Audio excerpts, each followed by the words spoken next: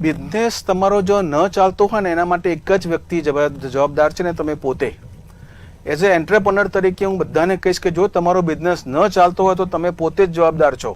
કેમ તમે પોતે જવાબદાર છો? કે કારણ કે તમે માર્કેટના કોઈ પણ પ્રકારના ચેન્જીસને પહોંચી વળવા માટે તમે સજ્જ નથી. યા તમારી જે આંતરિક સિસ્ટમ છે અથવા તો કંપનીની સિસ્ટમ છે એની અંદર પ્રોડક્ટ, ક્વોલિટી, સિસ્ટમ્સ, એસઓપીસ, માણસો બધું જ આવી ગયું.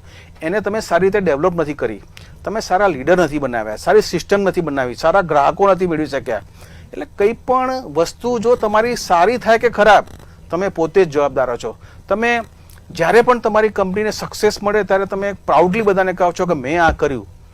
તો પછી તમને નિષ્ફળ મળે તો તમે બી આવું બોલતા શીખો કે ભાઈ આ મારા લીધે નિષ્ફળતા મળી છે અને હું અત્યારે ચેન્જ થઈ રહ્યો છું.